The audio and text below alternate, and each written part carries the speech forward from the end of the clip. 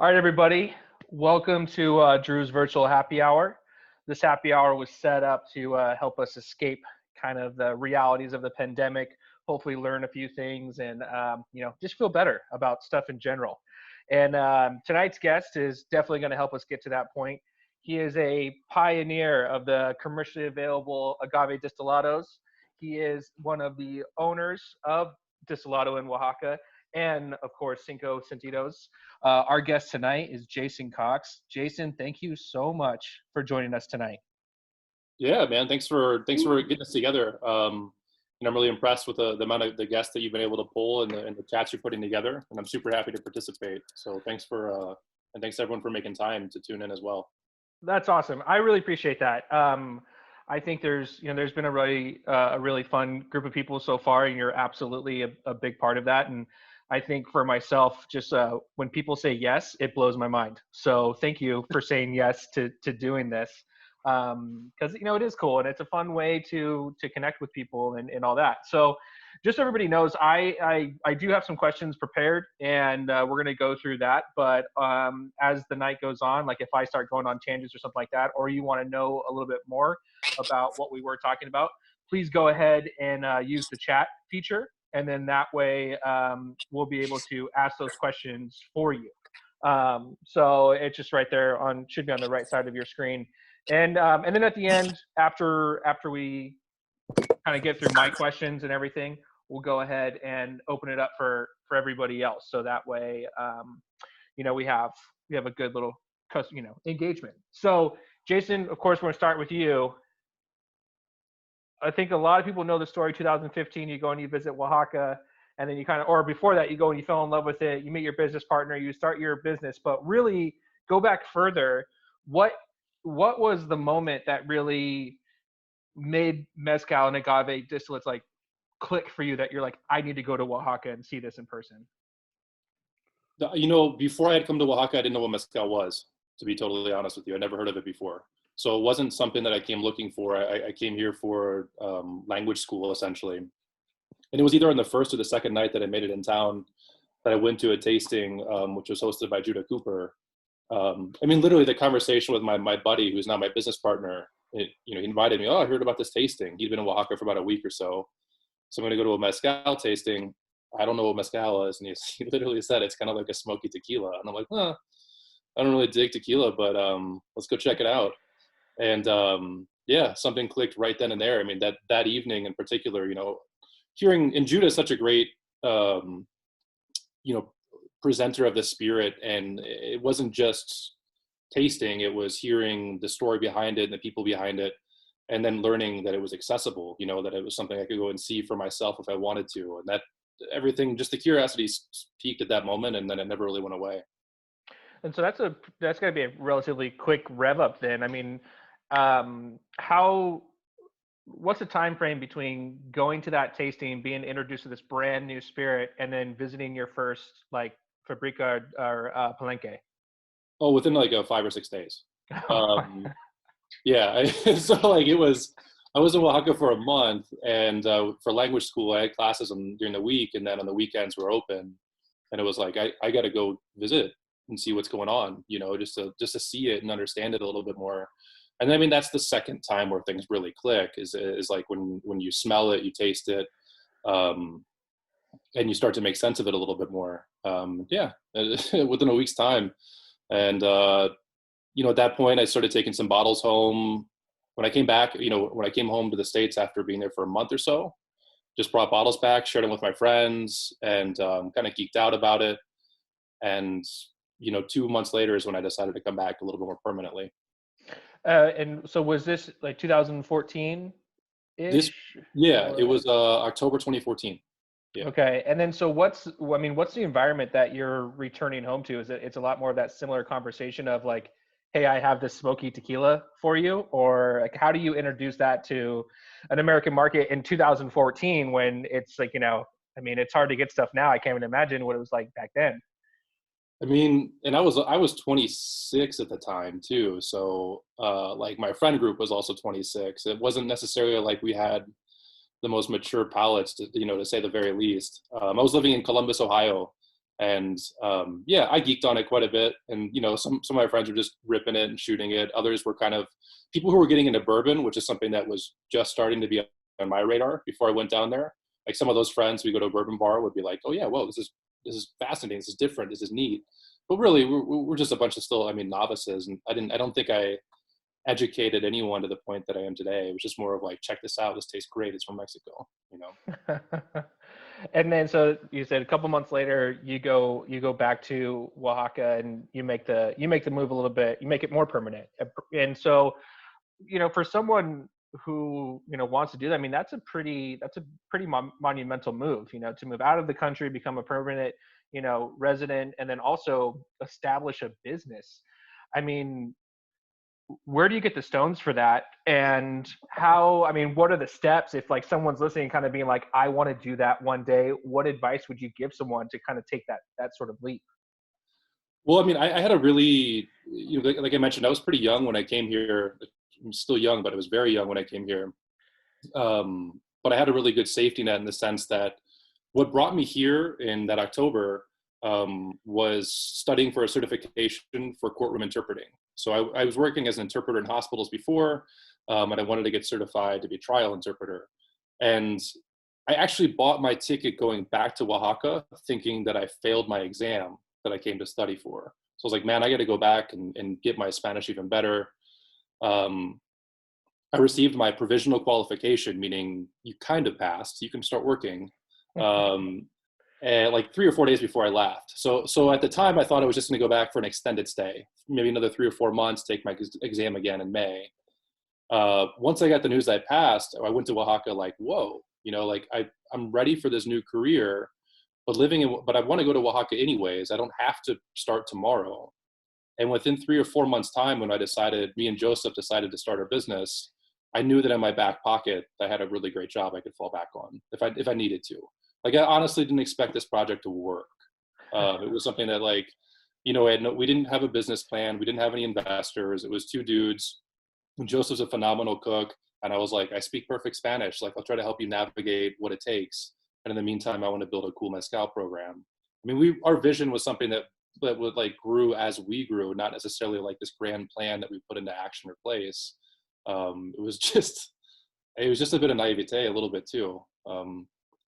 But no, I mean, before this, I'd lived in Panama for 3 years. I was a Peace Corps volunteer. I always felt comfortable. I knew I'd be living out of the country one way or another, for most of my life. I love Latin America and I've traveled, fairly well. So I feel comfortable in being away from home, if that makes sense. So Yeah, that helped too. totally. And then, I mean, what was that initial reception that this guy wants to start a mezcal bar, this white guy, in Oaxaca? I mean, was there any pushback, or was there any that you were aware of, or was it just kind of like, no, this is, more business, great? No, we were really, so this is a mess, man. I think there's someone here, at least one person on this call who knows this, remembers this, but it took us a year to get a liquor license. So we opened as a cafe. We did like a set course lunch. We had little, pastries and stuff in the morning, pour over coffee, all that stuff. And then at night, we reopened behind closed doors as a mezcal bar. And this was like purely out of necessity. Like we didn't realize it would take a year to get a liquor license. We didn't realize we were going to run out of all our money immediately. But we had all this, this cool mezcal that we'd sourced, and we had a space. So we started basically throwing parties. And most of the people who came to those parties were industry people, because like we reopened at 10 at night and we stayed open until about 4 a.m. But it was like, it wasn't that we're up until 4 a.m. and like it's it's an anthro or discotheque. It was like, this is a great place where you can get a great drink, a good craft beer, and like good service, just like a cool little speakeasy spot. So at the time, we were like an industry favorite because we're one of the few decent places you could go to if you were a cook or a server getting off at midnight. So that helped, to start. When we kind of became a full service restaurant is when, to be frank, there was a little more tension within the restaurant industry when we became like official, if that makes sense. Yeah.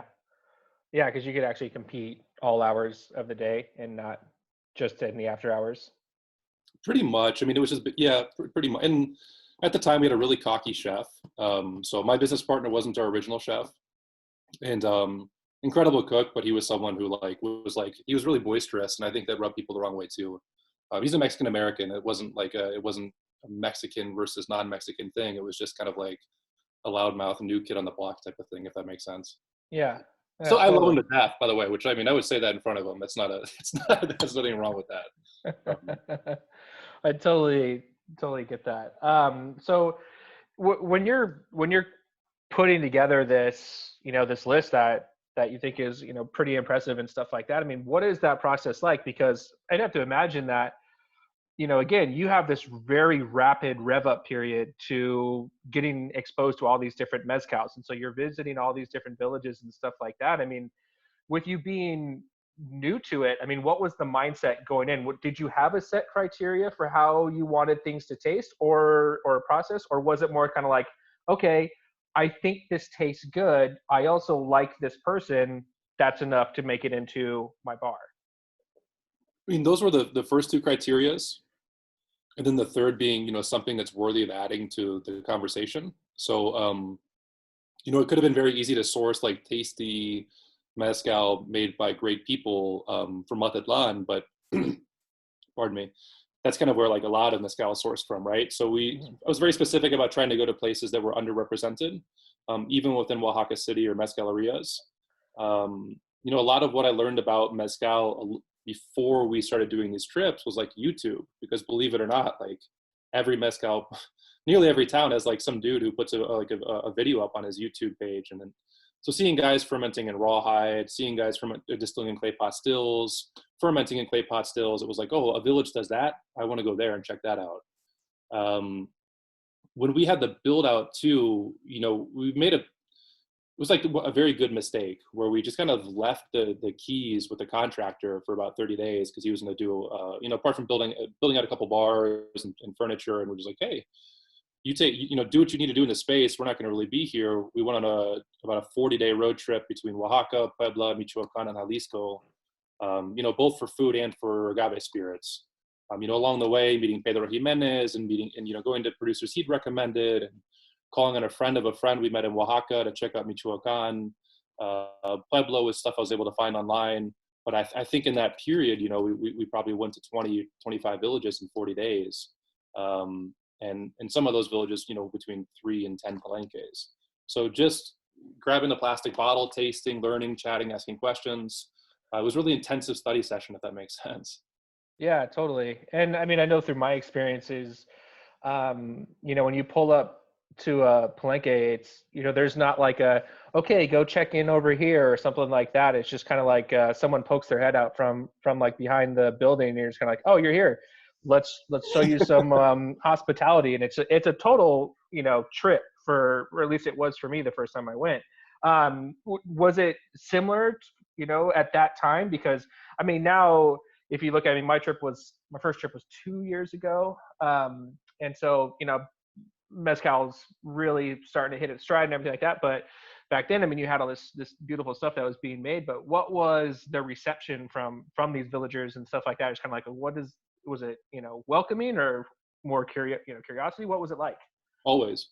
Yeah, always welcoming. I think that was something that was really striking to me about, through the course of this trip, it was like day in and day out receiving incredible hospitality and people being very forward and willing to share and chat and open their doors with you. And that was like really, I think when you asked earlier about what peaked about mezcal, it's like it's been a series of increasing, peaks, if you will. And that trip was one of them. Just seeing, regardless of the village, regardless of what maybe the predominant language group was or the region, everyone was incredibly nice, hospitable, and warm. And day in and day out, it just becomes a really fascinating.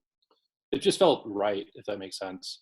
I think that I don't go out and explore that much anymore in terms of like looking to find new producers. Like I always am trying to amplify my knowledge, and I want to go and see everything there is. But a lot more of my time now is managing with the producers we work with. I think now it's a little bit different. The environment is a little different because people are understanding that this is there's a, how would you say it? at least for Puebla, for me, like where they recently got the nomination of origin, and there's a lot more talk about, path to market. Sometimes it feels a little more professional and a little less like familial, if that makes sense. And Yeah. realize they can support a family off of it. Maybe. Yeah. I mean, for sure, absolutely, and that's I think that's yes, but it's also yes, they can support a family. I think most of the communities were anyways before there's brands enter. Yeah. And what I mean by the change of the tone a little bit more is that sometimes people seem a bit more willing to like, I could make you this and I could do that, and less like, this is what I do and this is what I have. More of like, I'm looking for a boss, or I'm looking for a buyer, and that wasn't, it didn't feel that way 5 years ago. You know what I mean? Right. Yeah, I mean, because you definitely, through Cinco now, it's like you have some really unique and fun offerings still. I mean, you have to have the most stuff from Puebla out of anybody, or I mean, Yeah. it's got to be it, right? Because Yeah, there's just not a whole lot out there, and I think that's one of the things that I certainly appreciate about the lineup is just kind of, it's not as Oaxaca centric as a lot of different brands tend to be. Not that there's anything wrong with that, obviously, but it's just kind of like, it's like, oh, cool, that's like something that's really fun. So one of the things that you had just said was, you're not spending as much time like going out, and you really are kind of working on the infrastructure of the mezcaleros that you're working with now and stuff. But I was gonna ask you this later, but it's kind of a perfect segue for people who don't have either the means to travel or have been down to Oaxaca yet. I mean, what do you recommend that people do in order to learn and to expand their knowledge when it comes to agave, and especially like the stuff that's a little, even within an esoteric world, even more esoteric? That's a really good question. I haven't put myself in the shoes that much recently about Mezcal 101 type of thing. That's what I'm here for. Here to push you. So it's not what I like. It's very funny because I think that like what we, the market we sell into, it tends to be like the palate that's already been at least a bit educated. You know what I mean? And so I don't know. I think nowadays, to try to understand a little bit about like the science behind it, pick up Jay Schrader's book, which is I think Understanding Mezcal, which is like an awesome thing that I think just helps you understand what's happening, from a cultural perspective, but also from a scientific perspective, and it's a way that's digestible. And maybe look at one of those Forbes or Business Week Insider's best mezcals under $50 articles. I don't know, dude. Like, I haven't had that conversation in a while about like how to get you started, if that makes sense. Yeah, well, I mean, I think that's somebody who does have to go into all these different markets and and sell this stuff. I mean, those are things that it's always fun to have that ammo, right? And I think sometimes because you get so into it, and like you said, like you've kind of gotten to the point where like, well, most of the conversations I'm having are with people who, are already advanced, right? So, but there's still so many people that want to get into it. That's why I think it's always important to, to think about those things, kind of be like, okay, if I have to take this extremely complex spirit that you really can't explain in one sitting, but if I have to, this is kind of how I do it. Or like, these are the sources that I'd be like, oh yeah, go read this. I mean, I love Jay's book, but it's definitely not the book you're like, what, don't read that first. Maybe. Might scare you off. What do you read first? I don't know. I think if for me, I always tell people read Holy Smokes and use that as your base. Obviously don't treat any book you read in regards to agave as gospel, but it'll give you the base. And then from there, kind of piece together your own stuff. And then of course, talk to people, because that's really where you get the right information. And then also when it comes to mezcal, I mean, my mindset has been always be pragmatic, because every time you think that you start to understand it, you see something crazy and new and you're like, oh my God, like that's a thing. Like, how is that a thing now? So I think that's really, really fun. But okay. So one question I did want to ask you is like, now that you've been in Oaxaca for a couple of years, you've seen tourism grow exponentially. I mean, like the last time I looked at the numbers, it was pretty crazy how much tourism has kicked up in Oaxaca. What's the biggest mistake tourists make when they go to Oaxaca? Uh, I mean, just from a personal perspective, it's just shooting them, man. Getting poured. I mean, if we're talking about mezcal, it's definitely just ripping mezcal shots. Like you don't know, like you're like, oh yeah, it was mezcal. We'll rip it back. It's hilarious to see that it happens occasionally. I don't know, man. Like we have like fairly well-behaved tourists in Oaxaca. Um, if you're coming here, you're coming here for culture. You're coming here for art. You're coming here for food. You're coming here for mezcal. You're not coming here for an easy spring break or resort type of thing. So I mean, we kind of get like we don't have the same sort of like riffraff tourism that like I really like am disgusted by sometimes, like by being American and other parts of Mexico and Central America. Not that often you don't see like some dude in the street not wearing shoes because he just feels like not playing by the rules or some shit like that. Like people are pretty like like decent. But yeah. Well, even not even necessarily from a like an ugly American standpoint, but just kind of being like, you hear people go to Oaxaca, and then when they leave, you're just kind of like, oh man, you didn't do that. Like that's the one thing that you definitely should have done while you were here. Wow. I think probably things that you absolutely have to see in while visiting Oaxaca would be the market in Tlacolula, like the Sunday market, which is it's this beautiful convergence of people who one way or another are finding their way to this market from up to 4 or 5 hours away, to hawk their goods. And people are still, Zapotec is the primary language there. People are still, speaking Zapotecs amongst themselves. There's still a lot of traditional vestuary. You can eat some of the best food in your life, and then you could literally find anything you were looking for at all. It's a cool. The energy is incredible. The food is great. It's a beautiful place. I think that's like the number one miss. Yeah.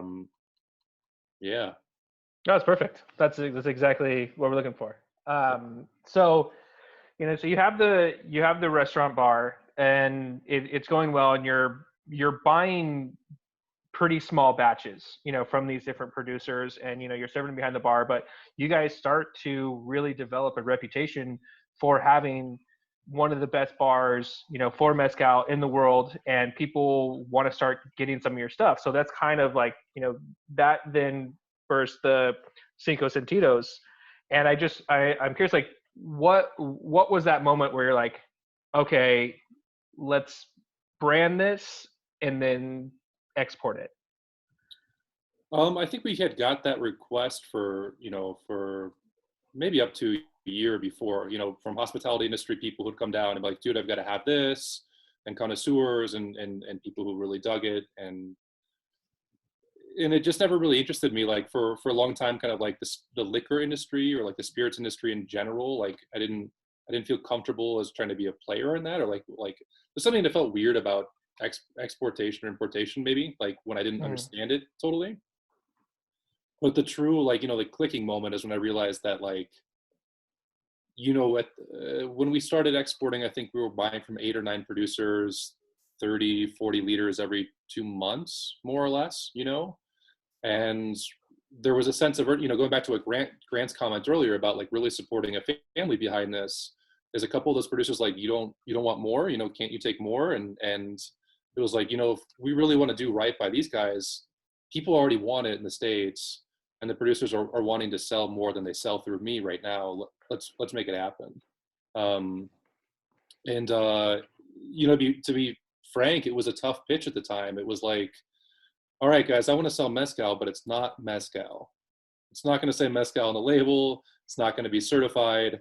That was a decision that I think also held me back for a long time, is like, I didn't really want to get involved in the certification element of things. I didn't want to be, I don't know, I don't want to like extract, if that makes sense, under my own terms, under the terms of somebody else, because I did know that some of the guys we worked with wouldn't be able to, pass that test of certifying. But no, we eventually made it. So, and we're doing okay now. Yeah, I definitely think that especially when it comes to mezcal drinkers, like the American palate is a lot more open to something that just says agave destilado on there. And I know that, before we were probably kind of just like left alone, like whatever, just let them kind of wallow in whatever. But now more and more brands are going to your model. they are circumventing the CRM, which it's pretty obvious it pisses them off. And I'm curious, like, and I've seen a lot of your arguments kind of unfold on Facebook and stuff. And like you said, it's, maybe not be able to hit certain levels that are just completely ridiculous to begin with. But then also, some of these certifications are very hard to get, especially in places like Puebla and stuff where you don't have as much of a presence there. So, do you feel like you're feeling pressure more now than ever to get certification? And with that, I mean, are you just kind of like, well, no, the industry is coming to me, I don't have to go the other way? Well, I mean, I don't, barring something very drastic, we're not changing our model. We're not going to certify, because that really would mean changing significant steps in the processes of some other producers we work with. And that's really the justification of why we don't, right? Is that this spirit, as is how it was found, is how it will be bottled and commercialized. I don't really like the idea of intervening with people's process or altering it, and we would be required to do that. So it's not so much of whether or not the industry is coming to me. I don't think of that so much. I don't feel a pressure necessarily either. The thing is these two categories can exist, and they can exist simultaneously. And there's a lot of beautiful certified mezcal and a lot of brands that have done a ton of work to help establish the category. And now the same thing is happening in a rising category, which is ours, which is agave spirits or destilado de agave. And just like the category of mezcal, I'm sure with time other people will enter and might bring down the reputation a little bit, to be frank.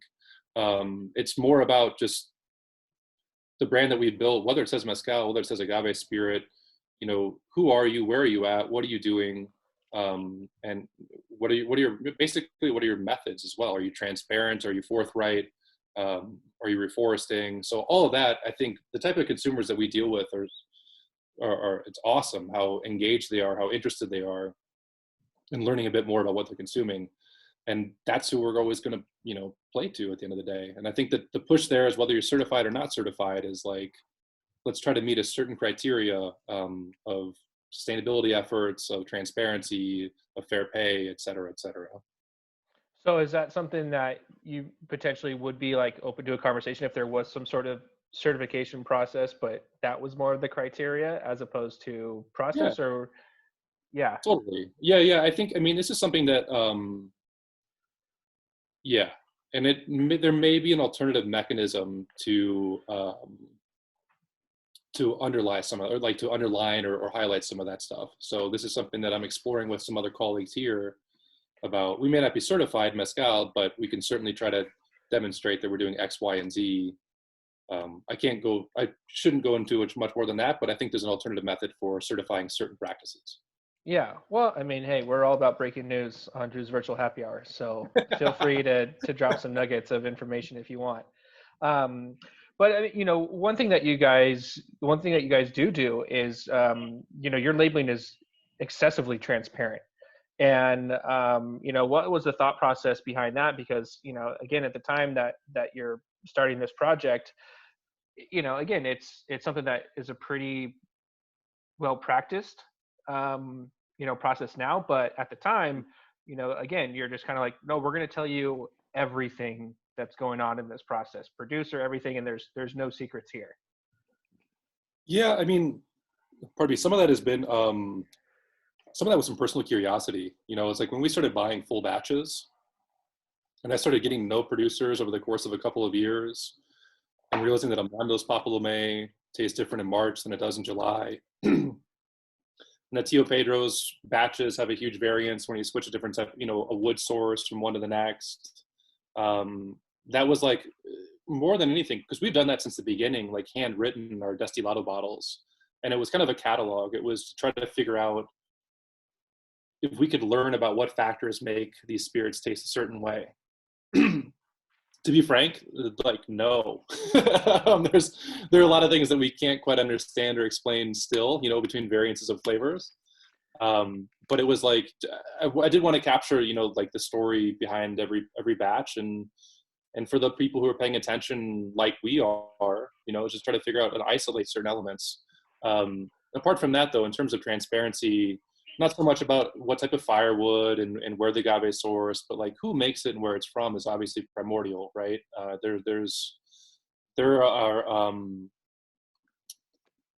this industry is like a fascinating industry to play in, and these days not a lot of things upset me or frustrate me, except when people are intentionally like left out of the picture. Whether they be made up names for producers or bottles that don't credit who makes it. That's the type of thing that I don't really think should exist in the mezcal or agave spirit category. Yeah, the proprietary blends and proprietary secrets of the world of the big, companies out there are pretty frustrating, without question. Well, and for two reasons, right? I mean, one, it's like kind of stripping an artist of their authorship, but in the second part, it's also usually at the aims of like commodification, right? So like the reason you're going to blend through many producers or massify a product is because you're trying to become a commodity now. And I think the minute that mezcal or any spirit or any product enters that realm of an anonymity or distance from production is when it loses a little bit of what it was or what it is. Absolutely. Yeah, and so with the projects that you've done over there, you kind of start off with 5 producers doing different things with different interpretations of stuff. Are there any that like really stick out to you that maybe one of your mezcaleros doesn't make anymore, that you're like, man, I wish that we could have had some sort of magic trick to make that just be an infinity bottle that never ended? A producer we work with, and this is a producer who's we buy everything that he produces or that he's willing to sell us. His name was Alberto Martinez, and he makes our Sierra Negra SKU, makes a Tobola SKU, and every once in a while he'll make a Jabalí.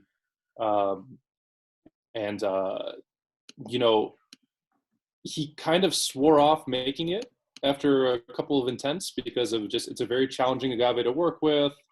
A lot of foam in the fermentation and The sapopines, low yield, etc.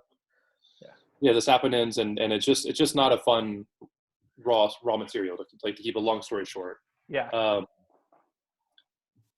don't know precisely if it was actually one of the guys from Mezcal Reviews who went to visit him, or later on in a conversation, but I'd mentioned to him that he had a mezcal that was number 4 out of 900, ranked mezcals. And he was like, oh, wow. It's a Sierra Negra? And it's like, no, it's your Jabalí. And he literally just said, like, I'm not going to make Jabalí anymore. And a couple of weeks later, he had 250 Jabalí piñas ready for the oven. He was like, man, I'm going to keep that number 5 spot. So he'll make an annual batch. That's kind of what he's going to do now, is like once a year I'll put up with this. It's rare. There's going to be 100 liters or less usually every time. That's incredible. And apart from that, some of the things that we've bottled and visited producers in Michoacan. I get up to Michoacan once a year. I won't be going this year. Right now I would be there in April. I would have been there a few weeks ago. So there's stuff that when we get it, we have it, and then it's so far away to get any more. Which is some really beautiful bottlings, particularly in agave chino, which is a cupriata, a couple cool brutos, and I love Michoacan flavors. I want to have more of them represented in our line and just drink them personally. Yeah, there's some really rad stuff coming out of Michoacan right now. It's certainly fun. It's fun to see it. I know Bruto for me is become one of my favorites. And it's funny you mentioned like the Jabalí. I was talking with Romulo Sanchez once from Rey Campero, and when we asked him, it's like, hey, Romulo, what's your favorite mezcal? He's like, oh, it's the Jabalí. It's like, which one do you hate making the most? He goes, the Jabalí. So it seems like that might be a trend kind of across the board, is kind of that frustration that comes from that.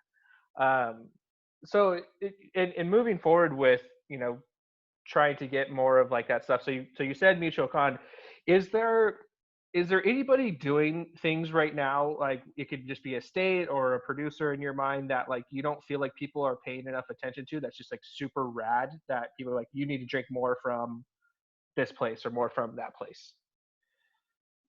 Mm, I mean, I can only really say where I've been, right? And that's mostly Puebla, Michoacan, and Jalisco, and that's how I feel about that way about all those states. Mm, Um, in Puebla, certain regions, it's I've been to a lot of places in Puebla, and right now we work with 3 producers in the state, which like seems like a lot in the American market, but when you visited 70 or 80, it's kind of a demonstration that there's a it, lot. like there's no, I mean there's a lot, but what I mean more that by that is that like there's a lot of stuff that's not that interesting in Puebla. Um, but like a few pockets of where you find it is really, really, really special. I guess it's just not the entire region or the entire state. Whereas Michoacan still feels a little more unexplored, and I never had a bad mezcal from Michoacan. Like everything I've had is like at least good to like incredible. And I know that there are parts in Tierra Caliente where you really, where no one should really be going that produce mezcal, and I have this desire to learn about it, but I also know there's a certain point where you draw a line. Right. Uh, Apart from that, no, I mean, I've got exposed a little bit to Durango on a trip with Asís Cortez and Germán Gutierrez from Lágrimas de Dolores and Origen Raíz, and like knowing what's happening in those regions a little bit, that the agave variety, there's a lot to explore there that's really exciting. And Durango has a fair amount of agave too. Like it's they're not going through the agave crisis that Oaxaca is right now, so it feels better in terms of consuming it, if that makes sense. Yeah. Uh, yeah, those probably Durango and Puebla. Yeah, Durango, Puebla, Michoacan. Yeah, I'm with you with when it comes to Durango. I haven't had a bad one yet, and so I mean, not that I'm looking forward to it, but there's just been everything I've had so far has been super super cool. Yeah. Um, and so speaking of the agave shortage, like that's something that has really reared its head, and you're already starting to see prices go up across Espadín, across Oaxaca. I mean, do you think that there's and then the other thing a lot of people don't consider, and I know you do, is the wood source as well for for burning. And I'm curious, is there anything that you've been a part of where you're just kind of like, hey, these are potential solutions, or do you see anybody doing something you're like, hey, that person's doing something really cool, let's follow that model? Well, tons of people are doing, really cool things here. I think most people are aware of the Remanero Vivero program and La Locura. Mezcal Vago's got an awesome reforesting program. But apart from brands, there are small collectives out here that give a lot of like hope. Like there are a lot of agave. Right now, they're like agave coyotes, right? Those are guys who are harvesting. They're selling. They're in the ripe agave market, and it's a little unregulated, and some of it's a little weird. But there are tons of people who are seeing that, but are trying to do it, a bit more from the ground up. So seeing, small communities have a community vivero with 200,000 agaves in them, they don't make mezcal. Their neighbors do. They know that this will be something that they can sell to people. So I see that a lot in the Mixteca in particular. Mm, And I think that makes a little more sense too, because that's a place that's a bit more economically impoverished. There's not a lot of opportunity to market for anything there, but agave grows very well, whereas a milpa system really doesn't. So people are investing in that, and on a community level. Trees is a big issue that no one's really tackling, to be honest with you. And more of like a personal story, like when we started reforesting with the producers on a significant scale, started about 3 years ago, right? So I mean, we didn't have necessarily the capital from day one to replace every plant we harvested, but we did on day 600. So when we brought a bunch of agave from vivero that we like a nursery we participate in, we grew from seed and ready to plant, and a producer had like clear cut. He cut down trees to plant it, and it was like, holy shit! Like this is a thing that we hadn't. This is a byproduct of agave reforestation that we don't want to see happen. Which is mm-hmm. cutting down trees. So working a bit more conscientiously now with producers to try to plant and crop at the same time, and try to plant in places and leave how they are intact, has been really important. Those are small steps that can be made. I really can't tell someone how to work their land. I can only try to make some nice suggestions. But I think that those suggestions are being heard. And on my end, yeah, I mean, I think we probably need to reforest firewood a little bit more. In the next decade, we've got to stop. We've got to stop using firewood to fire stills. um, and very much against kind of like our non-intervention ethos. I have started the conversation, at least with producers, about what do you think about a gas powered still, something that you didn't have to use firewood for. It's almost always been, shot down. I mean, it's always been shot down. No one has said, yeah, that would be great. I can't wait. Let's install it tomorrow. Right. But one producer in particular was like, hey man, is it really okay for the environment to like to draw gas? Like it's like, oh, valid point. Like what's the trade we're making here? Most of the communities I work within, with that said, have a restriction on how you harvest firewood. It basically has to be fallen wood or dead trees, and that's something that's more or less regulated by like the community themselves. So it's sometimes there are big drawbacks working in very remote places that are small, but some of the big pros are that people really work together and tightly and have a bit more of a community ethos and ethics. So it's not wholesale, deforestation that much, if that makes sense. Yeah, totally. And I think that's just in hearing this conversation, and that I feel like there's a lot of mezcaleros who are kind of learning on the job with us, not how to make it or anything like that, because they've been doing this for generations and they're amazing at it. But there's so many more questions that come out of, like, the marketplace, right? It's like, well, how does this happen? How does that happen? And one of my favorite responses to anything is like, well, that's because that's how grandpa did it, and that's just how we're going to do it. So I know that you're saying that you can like make suggestions or things like that, and I'm sure it's kind of like a you kind of have to be a little gingerly with it in terms of your suggestions. But like, what are those conversations like? I mean, do you have like heads of communities that you can kind of nudge a little bit and be like, hey, if you think about it this way, it's really kind of the long run, because mezcal production is at all-time highs. I mean, something that Leslie Nava contributed here is like mezcal exported from Puebla has doubled since last year. So with that comes all these other byproducts of that. I know you kind of touched on it, but I mean, is there something that consumers can do to help the conversation, or is it just trying to hold suppliers accountable for these different things? Because again, you don't want to come in as like the white knight and be like, hey, this is how you do this and that's how we save the world and still have agave. But at the same time, we want to enjoy this for a long time, and we don't want to see what happened to tequila happen to mezcal and agave destillados.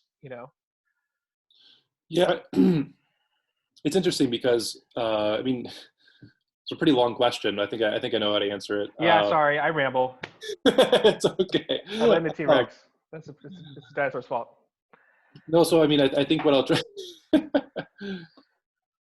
if I can answer the question from a consumer standpoint, I think you're right in the sense that it's important to sort of demand like a threshold amount of accountability or ethics.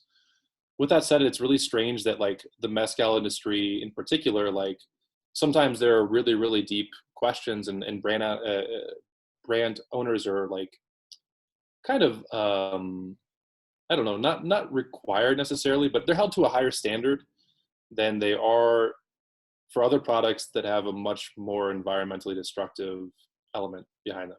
You know what I mean? Like what I'm saying, what I don't mean by that is that consumers should be less vigilant, but it's kind of funny because it can be challenging to be in this industry and constantly having to defend, sometimes some of what you do. But it's important, So I don't know. Maybe I'm just getting that stress off my shoulders more than anything else. No, I mean consumers need to be vigilant. They need to ask questions. You're right about being a white knight. Like there's a lot of things behind our All brand white that are knight. nothing, like it's not something that we're trying to be. We don't put that front and forward in front of people. Like, hey, we pay fair. Hey, we reforest. Like, it's not part of a branding element. But people who get to know the project, who care enough, understand that. They get, and I think that might be part of the thing about a consumer as well. It's like connect some way that you can with the producer, with the brand owner, with that community, without expecting brands to put it out, because sometimes it feels weird, or like it does feel cliche or savior-esque, of like, we've got this, we've got that, and you're like, well, what are you doing it for? You know what I mean? Are you doing it for the good, or are you doing it just to kind of like brag on it. I don't know if that makes sense or not. No, it does. And I can say this as a within our own portfolio, we have some pretty rad brands, and people come to us with a lot of different questions and stuff. I mean, even other reps, and I mean, I remember getting a hard time from like a Southern rep once when he was just like, "Oh, what new sustainable mezcal do you have now?" And it's like, bro, we don't pitch like that. That's how you pitch, and that's why you suck. But it is a weird group, and I do think that a lot of agave, people, they pick really weird battles to take on, and I can only imagine how frustrating that must be as someone who's like trying to bring product into the country, because the questions you might have to answer are just ridiculous. And one thing that I've learned throughout this entire process of doing is happy hours from people all around the industry is the more seasoned that people are in this game, the less they care about a lot of that other stuff. And they're just kind of like, yes, it's done the right way, but ultimately it tastes good. And if you want to invest in that, please do. And that's kind of where they draw their line. Because I think they get beat up the same way that you're feeling that relief of just kind of be like, man, I'm just so sick of answering these questions about donkeys and burros and stuff like that. Like, give me a break here. Yeah, it sounds like that. It's something that you come across, often. All right, so now let's take out the COVID scenario, because obviously that's just ruining everything. But at this point, no COVID influence.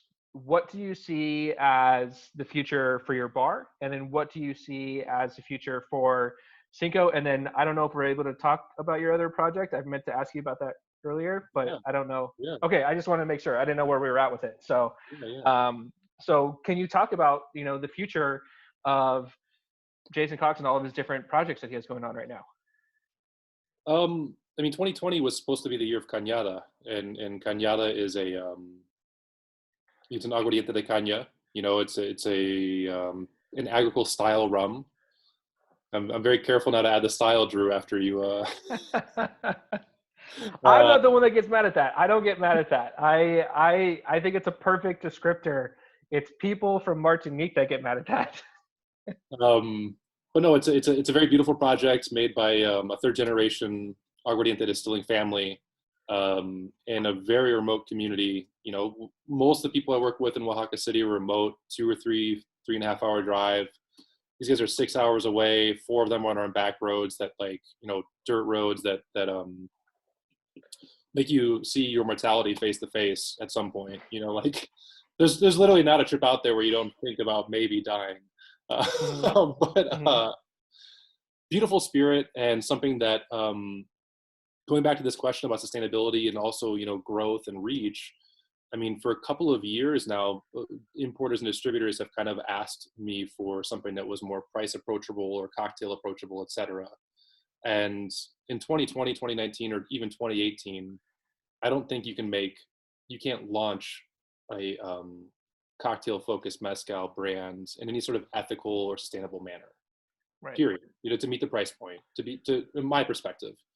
However, Oaxaca does has this beautiful cane growing and distillation tradition in the Sierra Mazateca, mostly in a region called La Cañada.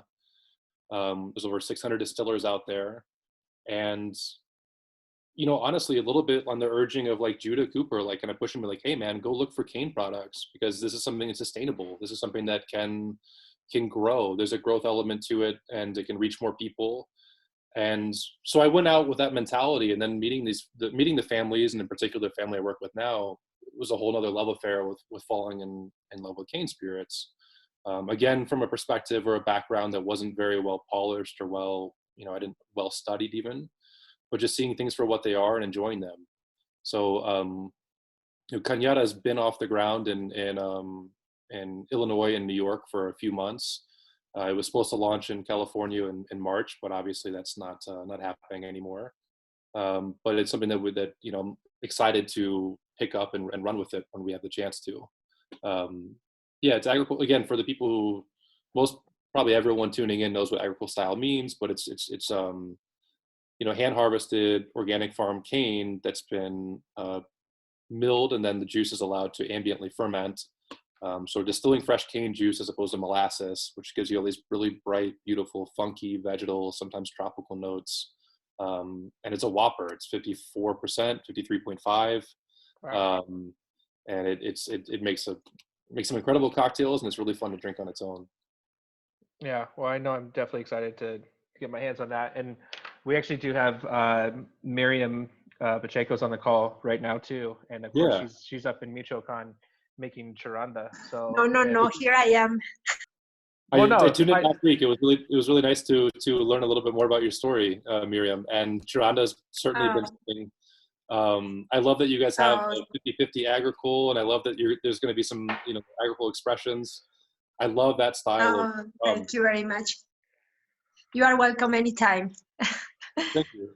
Hopefully soon. Anytime you want to come. Yes, we hope soon. So yeah, so that's that's great because it's another addition to this emerging market, and it's fun because it's no like.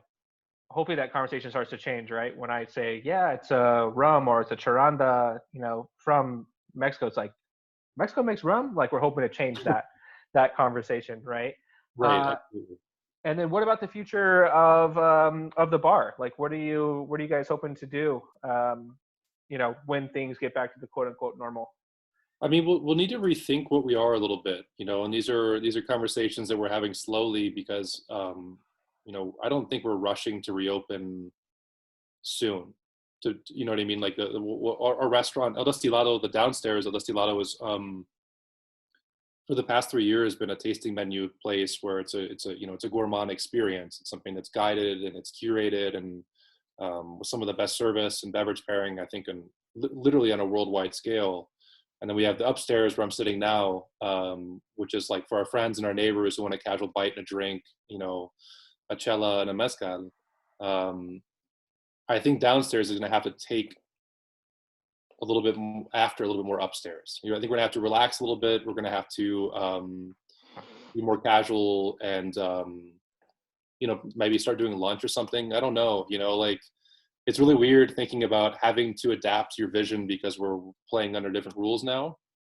And quite frankly, I don't think we've spent a ton of time thinking about how to do it because we don't know when we can go back to work. We don't know what work's going to look like. It's the worst. Yeah, it sucks, man. It sucks. It's I mean, we could cry about that together, bro.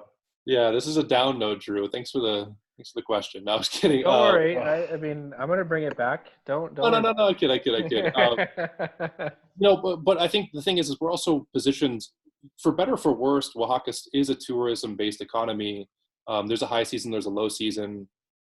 We're really thankful this is happening in what would be our low season because we were a bit more prepared for it. Like in Oaxaca, you make money for 6 months and you lose money for 6 months. And right now we'd be losing money anyways. If that makes sense? Like I think we might be able to hold on a little bit longer. We're not that stressed about not being able to operate anymore. It's just more of like, what are we going to be when we can? Right. Okay, so next question for you is, if you're not drinking at your bar in Oaxaca, where in Oaxaca are you drinking? I mean, it always depends who you're with and what the mood is, but probably Mezcologia, which was a bar that was associated, or still is associated with Nuestra Soledad in Helgorio. Just a couple blocks away. It's got a really good bohemian, great vibe, some live music sometimes. Good cocktails. Yeah, good cocktails, dimly lit, like just a good feel, just tight and just a quintessential mezcaleria. Sometimes there's a tiki bar here, which was doing a really good job before they closed. That's a bit more of like, I don't want to be home before 3 feel. Yeah. It's like, they're really generous with the hospitality industry, which I always appreciated. And I mean, those are my top 2, man, no doubt about that. Nice. Okay, and then I have one last question, and then we'll open it up to everybody else. But one thing I do want to say before I ask this question is Jason has set up a GoFundMe for his staff, and so what I'm going to do is I'm going to drop that link into the chat. So if anybody wants to help out the staff right now, while they do battle the COVID, please check that out. It's obviously something that it means a lot to him and to everybody else. We want to make sure that everybody's able to feed their families, and then when the time does come to get back to normal, we can do that. So that link just got dropped in there. Check it out if you can. If you're in a position, please contribute. So last question for me, and like I said, everybody else, start thinking of your questions.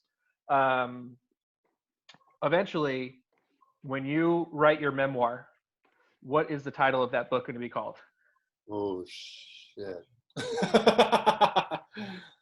I don't know. That's a good, I mean. You have to answer now or you'll never be able to do it. That's the rule. Things I've seen. Things I've seen? Things I've seen. I'm gonna hold you to that. Things I've seen. There's a good deal. Yeah, I'll be excited to tell those stories when it gets to that point. I do, but thank you for mentioning the GoFundMe, and I do have to piggyback on that a little bit. We do have between the two restaurants, we have 25 full-time employees and 9 part-time employees. Something that's been like the foundation since we started was, again, fair wages and benefits for the people we work with. And right now, this is going towards keeping people on a minimum wage. It's not a full wage, it's a minimum wage salary, which will allow them to keep health benefits, which is to us the most important. About 30% of our staff are the breadwinners in their family. So the rest of their family just depends on their health insurance as well. And it's really crucial for us to keep it going, because I know the rollout in the States has been shit. I mean, like the rollout for the support response has been shit. But here, there's not even been a conversation. There's no $1,200 check. There's no $200 check. There's no $20 check. There is no safety net of support at all. So we're trying to be that, and we've been able to do that with the help of our friends and family and former, people who like what we're doing. So we're incredibly thankful, and I thank you for bringing it up too. Yeah, well, and I was checking it out, and you guys have raised a pretty decent amount. I think that's something that I think is a testament to what you guys have created, because people want to see you guys come back and they want to see you guys succeed. So there's still a long way to go, because who the hell knows when this ends. But in the meantime, you've been able to cultivate something really rad. So, great job on that. And hopefully, people will take a look at this and, throw some shekels your way. Thank you. So with that said, does anybody have any questions for Jason while we still have his attention? You can either unmute yourself and ask, or you can type it into the chat if you're nervous. Completely up to you. So does anybody have any questions? What are you drinking? Actually, I'm drinking a batch of Tobola con Coyote. So just Wow. One of the producers we work with makes remarkably small batches, which is Tio Pedro. So oftentimes he'll do little single fermenting batches. This is the first time he's ever worked with Coyote at all. The plant comes from Iwalan, or kind of his agave dealer, if you will. Came to him with this really cool hybrid cultivar. So Coyotes in this particular region where this came from are basically a hybrid of Tobolas or Potaturums with Karwinskis. So it's half of that, half a Tobola. He wanted to ferment it with something that he thinks he knew how fermented well. And it's a really beautiful little 35-liter batch. Coyote is so good. That's a unique ensemble for sure. Yeah, it's good. I'm going back and forth between that and Habali. So I'm kind of like, this stuff kind of makes me nervous sometimes. So I'm kind of like falling back. I'm like, all right, like this is making me feel really good. Okay. And yes, I will put this. So Catherine asked if I could put the link on Facebook, and I definitely will put that on my Facebook as well. So that way you can make it a little bit more just click through friendly. How about anybody else have any questions for Jason? I mean, he's been drinking, so now's the time to take advantage. Yeah, I'll talk to you again. I was the one messaging you earlier about this was a few months ago, about trying to get you to come into Arizona. One for my personal benefit, to do a small batch for my restaurant, but 2, I'm still working on getting my distribution license, so I wanted to give you an update. I did write back on Instagram, but I don't know if it ever went through or if you ever heard or anything like that, because we were chatting back and forth on that. So I'm in the process of getting the distribution and the for sale, what is it? Importation and distribution licenses for, to do that in Arizona. I've already got my name off the liquor license at the restaurant and all that good stuff, so that the triple tier can't screw me, and I'm working on that. Nice. It's going to be called Mustache Imports. So I hope you guys hope you're ready for that. Be ready for it. Happy birthday. It's gonna be great. Oh yeah, thank you. Cool, good. We'll follow up. We need to follow up for sure. Yeah, I just want to stay fresh in your mind. Thank you. Okay. Anybody else? Okay. I think we covered too much stuff for them. Let's see. Oh, yes, Leslie has a question. And actually, this is a great question. Not that it wouldn't be, but can you talk about some of the art that's behind you? And then to piggyback that, can you talk about some of the artists that you're also trying to help by selling some of their art? Because I know at one point you had taken a bunch of pictures from around the bar and you were like, hey, you can hire these dope artists. So if you could talk about some of the art that you have right behind you and then just around at the bar would be great. Yeah, cool, awesome, thank you. Well, the one right behind us was something we did not promote. This is like a friend of mine from Chicago came down here. He was just out for 2 or 3 days, but he's done a lot of cool artwork in Chicago and then also at Palenques. So he actually he's painted a big mural on one of our producers' house, and then he's painted I just have to I'll send you the link, Drew, and I don't know, we'll try to get it out there because it's a series that only makes sense if you see it. Okay. It's a 2-part series. One which is in Moreno's Liquors, outside of Moreno's Liquors in Chicago, which is a depiction of Amando, the distiller I worked with, and his dad, unearthing a bunch of agave that was covered in palm. A second one is actually at our importer's warehouse, and it's kind of a depiction of the clay pot where stills drip into. And then the last one's at Amando's house, where it's like it's like the agave. It's a big papilome, and they're all black and white. The black is all made from coals from the oven, from an agave oven, which is just like bringing it all together is super cool, super trippy. That's what's right behind us. So Juan de la Mora painted that, but he's the only non-Oaxacan artist we've ever commissioned anything for, and because of his connection with the families, etc. We've commissioned a few different murals downstairs. We've commissioned some rug work, obviously a lot of pottery. That post actually took off. It was really cool to get thank you notes from people who were like, all right, someone hit me up and they asked me to make a couple of rugs with this design. A couple of, the guys who do our murals also do graphic design, so they saw a little bit of work from it. And I should probably try to keep boosting that actually, which is a good idea. Well, yeah, now that we got stimulus checks, you gotta put it back out there. yeah. I mean, none of it makes sense. It's really funny. We got approached about a year and a half ago from, a U.S. I mean, she's from the States, but I guess she lives here and she does a lot of interior design for restaurants. And she kind of came in with this whole, she approached my partner and came up with this plan of you need to turn your top tier restaurant into to look like a top tier restaurant. And really, we've just put up things that we like on the on the walls. It's something that probably goes against us a little bit with an older crowd, especially an older local crowd, because we have graffiti on our walls and we're doing $80 tasting menus. But it's just all been about building the environment. This restaurant and this bar is kind of a little bit about what we want to have. Yeah. So we found cool people who make cool stuff, and really happy they're part of our project. That's awesome. So we have a couple of questions from Greg. His first question is, he says, I've never tried the Cinco before. Which do you recommend trying first? I mean, man, that's sometimes it's a 10-minute conversation to have with people. So, Well, I don't know. Like we're still in the pandemic, so we're not going to get.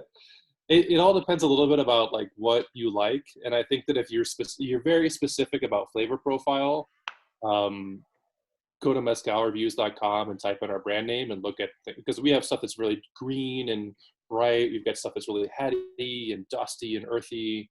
But if it's from a cultural perspective, I would say the Papa Lame that we bottle. Papa Lame is spelled Papa Lametal, because of how it's made. It's a mezcal that's the agave is wild harvested.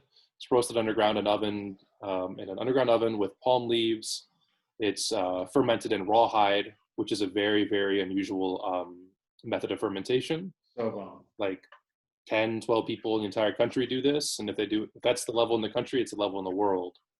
And then they distill twice in clay pots. It's a super old school method that's essentially dead. And to taste mezcal that's produced in that method is a real treat, regardless of how it tastes. I mean, I love how it tastes, but taste it for what it is.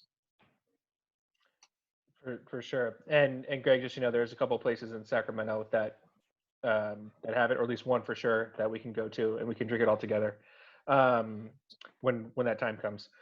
He did have a follow-up question, and that was, when are you coming to Sacramento for a tasting dinner?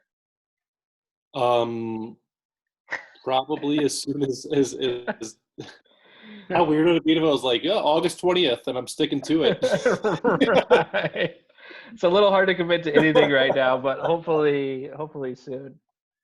Yeah, we'll get there. I didn't have I haven't spent a lot of time in Sacramento, and fortunately now where we're at with the brand, where it feels like some of the more major markets are a bit covered, then it's an opportunity to go out and engage with I don't want to call Sacramento a secondary market. I'm sorry, guys, but a market that distributors don't push you towards. I'm from here. I get it. So I'm slowly but surely building up the market. So to bring everybody else in. And then this is just a comment from Roberto Valentin. I was introduced to the Cinco Sentidos in a restaurant in Brooklyn, Claro. Yeah. I tasted the Pechuga Mole, which was the first Cinco that I had, where I was like, what the F is this? This is amazing. He says also amazing. He has a bottle of it at home. It's a total conversation starter, and he's officially a fan of the brand. Props to you. So that's just sharing that little note. Thank you. There. Any more questions now that we're kind of loosening up a little? Yeah, this is Jason Puig. Is there a plan that makes sense for you to get product direct to your customer via like a membership that we see with other similar brands? I think that would be, without having explored it in depth, I think that would kind of cut off like the on-premise market where we do a lot. So I'm not really sure how the club things work, to be frank with you, but I think at this point we're probably doing a bit more volume than we can only sell to the certain, few dozen or hundreds of people who are familiar with what we're doing. Fortunately, I'm really excited and stoked about it. Never really would believe it would happen, but we're in 6 or 7 markets now and in hundreds of restaurants across the state. So it'd be very challenging to kind of limit ourselves to that. And I think that subscription thing might be limiting in the licensing. But I should look into it. And let's see, any other questions? Do you do small batch stuff for certain restaurants or? Yeah, we love doing that. That's especially that's a lot of fun because that's how my entry to mezcal was. It's like you get a mezcal that you want to serve people. It's not something necessarily that, in one way or another. Obviously, like batch picks are not always as direct as what we're doing in Oaxaca, but an opportunity to give a restaurant something that's theirs, is exciting, and we do that quite a bit. Tio Pedro, the producer I mentioned earlier, who does a lot of single fermenting tank fermentations, again, his batches being between 28 and 80 liters, he's like a perfect guy to get these really cool expressions that really won't be seen anywhere else. And he's a really fun person to visit.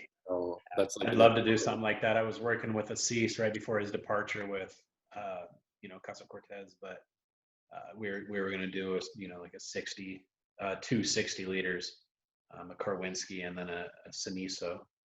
Nice. But I'd love to do something for sure. Mustache imports. That's right. This thing's temporary, man. I got a gift. It grows like That looks great, man. I feel like you could pull anybody over right now, no problem. It would be really good. pull them over and start an 80s porn. That's what I do. Yeah, well, I'll let you do that by yourself. Do we have any other questions or anything for Jason? I've got two. Okay, go for it. Go for it, Jay. Go for it. I know, and it's circumstantial as always. Favorite cocktail, and where do you see cocktails either driving the agave game for good or bad, and you can even include that with the equivalent or the newer introduction to Sharanja or quote unquote like agricole rum. Well, let's see. It's a little broad. It makes a whole lot of sense. No, I mean, I'm very weird. It's very weird what I'm going to say, right? Because like inherently, I'm pretty much anti mezcal cocktails in part because of what it means to have to produce the volume necessary. I've seen some cool solutions to that, which like there are cocktail price mezcal brands that go to only one market. They don't have the goal to take over the world, if that makes sense. They just want to be important in Texas or California. And I think in that way, when you're not trying to feed every consumer out there, then you can do things a bit more sustainably or responsibly. So with that said, I mean, like we do mezcal cocktails. We didn't for our first 2.5 years. I just wanted to force people to drink straight mezcal and at a fine dining restaurant. And I think it was finally like the 100th, elderly lady that was like, I was like, I'm not going to drink straight mezcal. Come on. Where we bent to that, and we had a sorry, Colt Marywood. I don't know. It was whatever reason. It was always the complaint seemed to be that that older people were unhappy about the non-cocktail offer. So, anyways, we have a great bar manager. We have a great bartender who are very creative. My favorite mezcal cocktail that we make is a mezcal Negroni that's been aged in an old cántaro.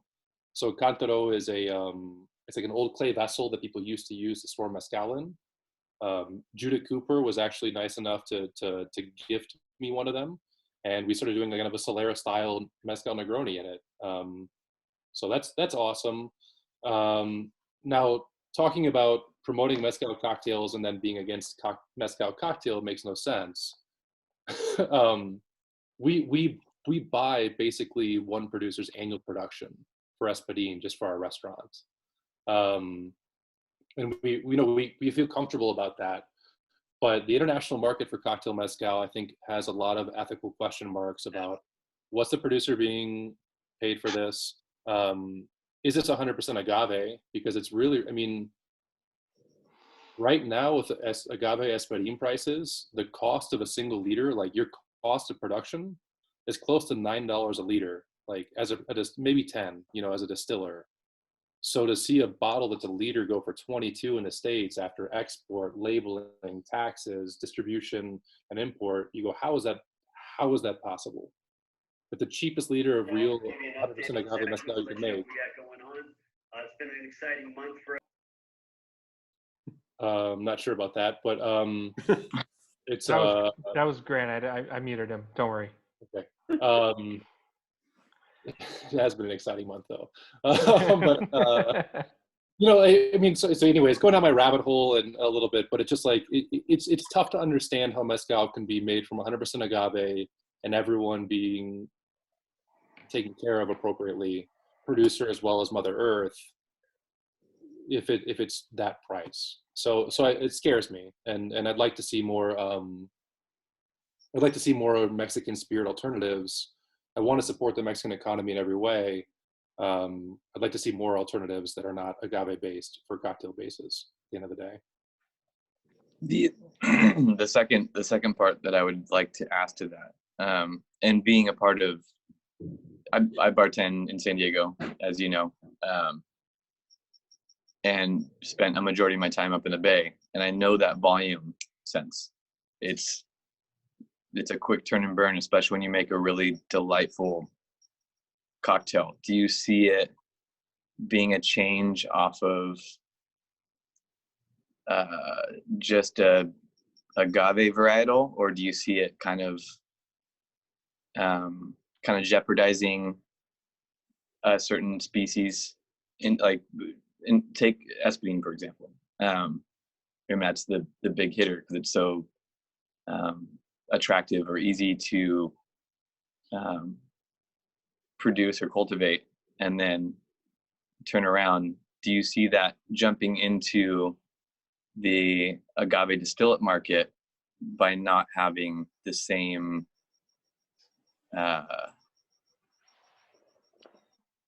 CRM classifications and mainstreaming into the cocktail world? That's where I'm most curious about where this goes in the next like 2 to 3 years, or even before that, if it's something that is this, if we're looking at projections of like doubling down on importing from certain regions, even outside of Oaxaca. I don't know how to predict the future. Like it's very challenging to give you maybe the answer you might be looking for, but at the end of the day, whether it's coming in as certified or not certified, the monocultivate of Espadín in the short term and probably the long term will be bad for the state of Oaxaca and other agave growing regions in Mexico, because it's like one perspective would say that it's good and that to encourage people to plant more agave. But the other perspective would say, what are some of the externalities, right? So I mentioned earlier about a producer clear cutting some forests in order to plant a cash crop, essentially. The way he looked at it was a cash crop. And that's happening all across the Oaxacan valleys. The second one is people being dedicated on planting only one type of species. It's not about anymore about some of the beautiful Karwinskis and the Coyote and the Tobola and the Papalome. It's about trying to turn your land into something that gives you a quick return at the highest yield, and that's only Espadín. So that intensive farming that's happening now and will continue to happen and be encouraged by cocktail culture, or cocktail, not culture, but cocktail commodity spirit, is only going to increase, most likely. That's where I think this is totally unregulated too, right, to a certain degree. So this is why brands, not just my own, but many other brands, have an important piece in trying to reforest agaves that are uncommon, that are inconvenient to grow, that don't give you a high yield, but at least we're trying to keep the species alive. And some of it will be for mezcal production, and some of it will be so these plants can continue to exist. And it's a weird way to look at it. It's a whole other element that's not typical in any other spirit, I think, in the spirits industry, but that's really what we're facing. So hope that's a good answer. Yeah. It was very political. No, I didn't mean to go straight down the rabbit hole. Where are we going with this? It's a fascinating subject, especially at a time like this where it's like everyone's being introduced to it and it's starting to go down the rabbit hole in the cocktail culture, and it's extremely sensitive, especially from a bar management standpoint. You're looking at not only, it's like, if I'm looking at it just from a pour cost standpoint, I'm looking deeper. Yeah, go. It's a good thing that you are, but not many people aren't. And maybe one of the best things that could happen in the denomination of origin or in this category is if there was a price floor on bottles in order to guarantee that some of the externalities are being paid for, that producers are being paid for appropriately, that reforesting is happening. If the world could accept that a mezcal cocktail shouldn't cost any less than $18, that would be good for the category, assuming that, you know, every piece of that $18 or some of the, you know, a component of that cost is going back to an ethical or sustainable source brand that's still doing massification. The challenging thing is that, you know, people want things for cheap, you know, myself included. I think we all do in things that we consume and don't know much about. But my concern is a bit more like, especially after recovering after this, where like everyone's gonna have less expendable income. So the desire is going to be to spend on a cheaper product or a bang for your buck or a value product that ultimately is going to end up stepping on the neck of a producer and or an ecosystem. So yeah, sorry, we'll keep it staying political, Drew. No.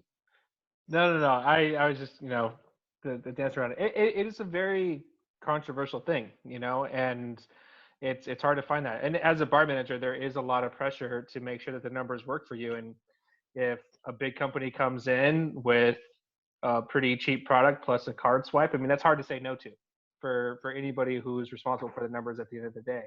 And you know, and I think that's what I like to see from buyers is, you know, they're willing to take on some cheaper vodka, cheaper gin, cheaper, you know, whatever, so they could have a mezcal that they believe in, you know. So I think there's ways to kind of go about that, but in terms of like just true, you know, what are you going to have for a like, you know, cheap mezcal? It's just, I don't know. To me, it doesn't exist. So. No, I completely agree, and that's where it's something where it's like it's got to be talked about now, especially with the way that you guys operate from the inside and on the fringe of the border and everything, getting things in and out, and especially for once you start diving into the consumer / selling side of it. So yeah, thank you. That's well addressed. Honestly, thank you for asking the question. It is important, you know, it really is. Thank you. For sure. Any more questions? Yeah, can I ask us a question? Yes. I had just one comment. You asked a little while ago about the mistakes people make when they go to Oaxaca. Yeah. I made a big one in 2003, the first time. We've probably been there 20 times in the last 20 years. We went on one of those tours where you go to the Tlacalula market and Yagul and Mitla, and then you go to the Mezcal Fabrica, and you have the mezcal with the worm in the bottle. And I just got this terrible headache. It tasted awful, and I'm not going to drink this stuff. This is horrible. Mezcal is awful. It had me this mindset for almost 10 years until about 6 years ago when I went to Sabina Sabe when it was on the Zocalo and had real mezcal. And that that changed my life as far as what mezcal is all about. And then going to Jason's restaurant many times over the last few years, it's incredible. So that is what I would say, as far as me, that's a bit mistake I made. My question is, I'll never make that mistake again. Or, you know, have that mezcal de oro or whatever. Oh, but anyway, there's a lot of bad mezcal out there, as we all know. True. The question is, though, in the last 5 or 6 years, as we all know here, mezcal has had this explosion. As artisanal mezcal's had this explosion.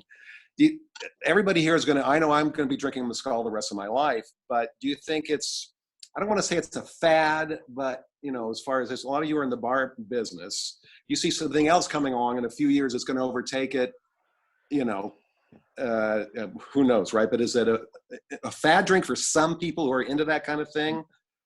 People who are really into Mexico and Oaxaca are always going to drink great mezcal, but what about the public in general who we don't go to bars hardly at all, unless we're going in Mexico. So here's like where I feel really good about the future of mezcal. It's so damn good. It's undeniably good. So, you know, hopefully, or not, I don't mean hopefully, but maybe like the fad of cocktail mezcal will be a fad. You know, maybe a mezcal cocktail is something that exists for a while, but may not be a thing that everyone's calling for in a few years. But people who are interested in high quality spirits are not going to stop existing. And I think every day there are people, whether they're bourbon drinkers, scotch drinkers, you know, maybe some tequila drinkers are getting slowly but surely converted. And once you know the truth, it's hard to deny, right? Like it's really, so I think that will, you know, hopefully it grows sustainably, But Yeah. I think especially, my place in the market for high-end mezcal and well-made or craft mezcal, I don't think it's going away. And it is interesting too, because these are so complex and interesting and different and distinct that it just naturally makes you want to reach out and grab someone and go, taste this, try this, or smell this, right? Like there's a very big social element behind mezcal drinking. That I, word of mouth is a real thing that will also propel the category a bit. People who just like well-made stuff. So I feel optimistic. I don't think it's a fad. Again, at the end of this, we'll be looking at different spending patterns and the way that people decide how to spend the money they have. But if it's something special to you, I think it's going to remain special one way or another. Great, that's good news. I wanted to add something too. I'm really appreciative that somebody has started a GoFundMe, because we've been in touch with other friends who run businesses in Oaxaca. I know it's really difficult now with having to sustain the employees, because it's expensive to keep them, and it's expensive if you have to let them go. And of course it's emotionally expensive, but I'm really glad somebody started that. Thank you for that. It has been, that was not a thing. It's not really in our nature, neither me nor Joseph, to ask for help. I think that along this way, both of us have rejected advances, whether they're from investors or family members who wanted to help. We're like, no, this is ours. We're going to do it. This was a case where we realized that we have this is a family. The team at Destilado is a family. They have been, and they have been for a long time. A lot of our staff have been around with us for 4 or 5 years since we started. And this was a way that was we can either do this from our own pocket and not have a place for them to come back to work in 3 months, to be honest, or we can, kind of feel a little more, we can be a bit humbled and extend our hand and ask for some help, so that we can exist, and have a place for work whenever we're able to do it. So I don't know. I like it. It's tough. It's emotional. When I think of my staff, when I think of what we're going through, the point is that we're really, really appreciative, and we're excited to get back to work when it's appropriate to do so. I can't convince my other friend who needs the help to do something like that, because it's just not in their nature. And I'm just worried that this business we love won't be there, can't be there. So I'm glad you're doing it. Thank you. And yeah, thanks. And thanks for everyone who's contributed too. Yeah. Let's see. And just to kind of piggyback what Jason was saying just about the future of mezcal, I in agave spirits in general, my original love is rum, and it'll always be there. And I have always been the type of person that thought rum was the next big thing. And then mezcal happened and, upset that goal again. And I think what is going to be in the enduring thing for agave is, in America, we have this big farm to fork movement. And I think that crosses perfectly with mezcal production and knowing where you're getting your stuff from, and people like Jason making things that there's just tons of information on that. I don't think that trend goes away. I think as we continue to ask more questions about where our food's coming from, where our spirits are coming from, where our wine, beer, whatever is coming from, things like mezcal that do, agave destilados that do share that information, those are the things that will endure. It's the brands and things like that that are trying to keep secrets. Those are the ones that will go away.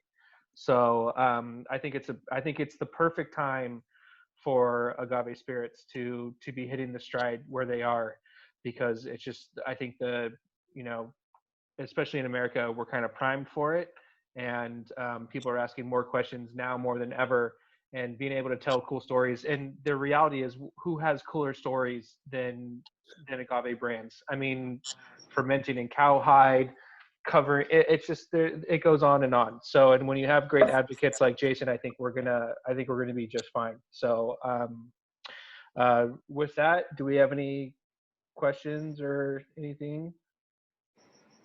No? Yeah, how are you doing personally? How are you doing?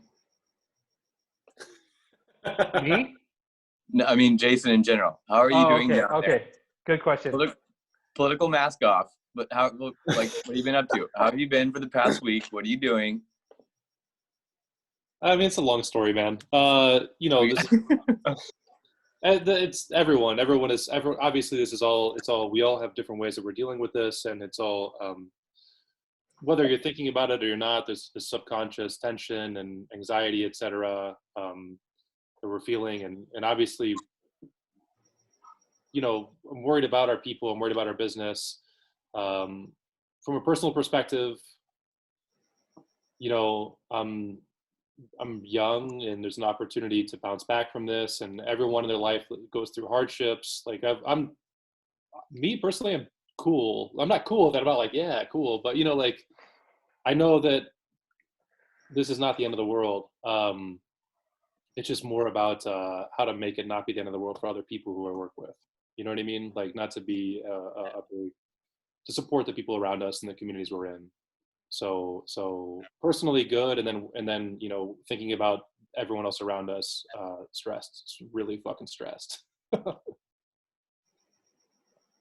For sure. Well, Just cool. That's it. Okay, we're good. Not the best note to wrap up on. Well, no, that's what I'm here for. That's what I'm here for. There we go. Take it away.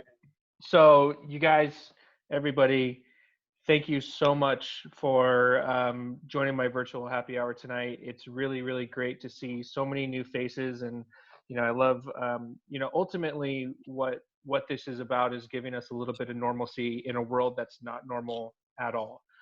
Talking spirits is what I do for a living and what I care about and what I love, and to be able to do that with people from all over the world is something that has been one of the few bright spots in just a whole chaos of nonsense and crappiness. And an opportunity to talk to someone like you, Jason, has been really great. So thank you so much for again being here today. If people want to reach out to you in the future, what's the best way to get a hold of you? You might laugh at my email address, but it's jason@uncertifiedmezcal.com. So that's jason@uncertifiedmezcal.com. And I check that daily. Perfect. So yeah, so reach out. You know, we have these talks going on for the rest of the month. You can follow me on Instagram, which is dgarrison6, or you add me on Facebook. It's Drew Garrison. We have some really cool people lined up and a lot of great guests, just like Jason. Hopefully you guys enjoy the format. Obviously it's not too serious, but we do get some good information out there and we have a lot of fun with it. So, so thank you, everybody. Stay happy, stay healthy, stay safe, and then hopefully we can all be able to travel again. We'll head down to Jason's bar and we'll drink some mezcal neat, not in cocktails together. Awesome. Thank you very much, Drew. And thank you, everyone. It's really cool to see some familiar faces and some new ones as well, at least familiar names too. So thank you guys for your time. And yeah, and thank you, Drew. Seriously, I mean, what you're doing is very cool.